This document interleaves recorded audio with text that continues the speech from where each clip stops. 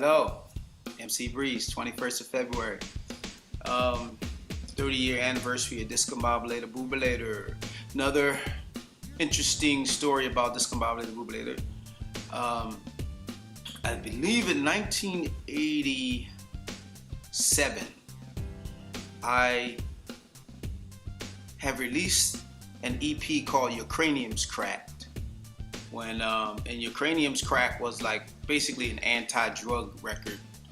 And on that also I had a record called Yo Lady Who, which is probably the first time that Charlie Mack had his name on the record. Well, it's definitely the first time. Charlie Mack was a good friend of mine, and you know, he was a part of our team, and so I put out the record. It said like, first out the limo was Charlie Mack.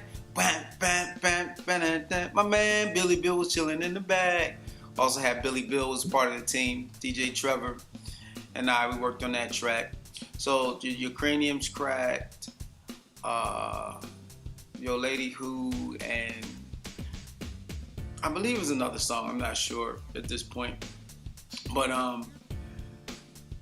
I remember releasing the record. It was an EP, had 3 songs on it, and the record really wasn't selling that well. So a guy named Larry that owned the record store downtown, he said, man, he said, what you need to do with that EP is you need to put Discombobulatorbubalator along with the songs that that you have and already on the record. So I went back and I added Discombobulatorbubalator to that EP, and a song called Bass and Tone, which is like, it was a song where I was really dissing this girl, because it was a situation where I had this girl, you know, at the time I was dating, but I didn't really have a set girlfriend. So I was seeing this one girl, and one night her cousin showed up at my house. Oh man, just the clothes she had on was crazy. So anyway, I let her in. Nothing really big happened, but she went back and told the other girl that something did happen, and it didn't. So I made this diss record called Bass and Tone, and I put that on the EP as well. But I didn't have the money to redo the cover. So the cover of that record doesn't say that it has Discombobulatorbubalator as a song. So what I did was I made these little green stickers with the names of the songs and stuck that on the plastic that covered the record to let people know that there were additional songs inside of the record. And and the initial making of that record was interesting too, because one thing about this independent record business is like, I never really made a lot of money making records. Yeah, I mean, that's the honest God's truth. Basically, whenever I would sell records, I would take the money that I sold records from, and I would use that record to buy more equipment. So I started out with a Dr. Rhythm, and I eventually moved up to a 909 drum machine. I think I had a 727, I think a 505. I had different types of drum machines and got better equipment. I got to the point where I didn't have to go to recording studios anymore. That I bought a 4-track recorder for the crib, 8-track recorder, and so when I wanted to put out Your Cranimus Cracked, I really didn't have. I was having a hard time coming up with the money, and so I remember I was talking to this old timer, man, and he's like, how many friends you got? How many girlfriends you got? I said, well, I have like a lot of girlfriends. He said, how many girlfriends you been with that you still talk to? I said, oh, well, I said at least 10 that I could say are really good friends, and you know what I mean? So dude said, well, that's $1,000 right there. And so it was kind of funny, because he was like, look, man, if you with 10 girls, you could get $100 a piece out of them and put your record out. So it didn't go that way, but he did get me into, it was like probably the first time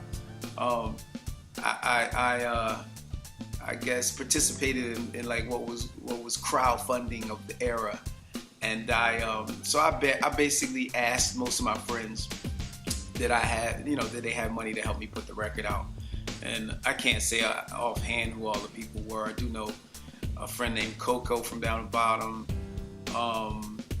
Nate Harris, I know he helped me out. There was a few more friends, and then the rest of the money I kind of hustled up. I didn't really use 10 people. But anyway, that's an interesting fact about another interesting discombobulator fact tied to a whole lot of facts. I mean, when you've been doing something for 30 years in terms of music, there's a whole lot of stories that can come about from records or the things that you've done. So, Discombobulator 30th anniversary, that was a story about another release of Discombobulator, and that was on the Your Cranimus crack LP. So some people have both versions, one with 3 songs, and some people have the one with 5 songs on it. So whenever you see this cover, if it's 5 songs, that was a second release of Discombobulator. And peace. Discombobulator.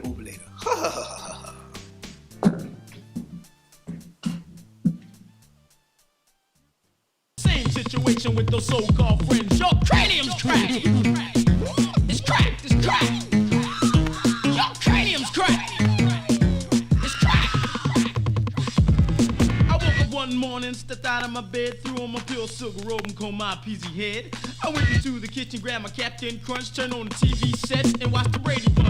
I was eating the crunch like never before. When I was through the roof and my mouth was very sore, but nonetheless went to my room to get dressed. My tailor-made clothes were neatly pressed.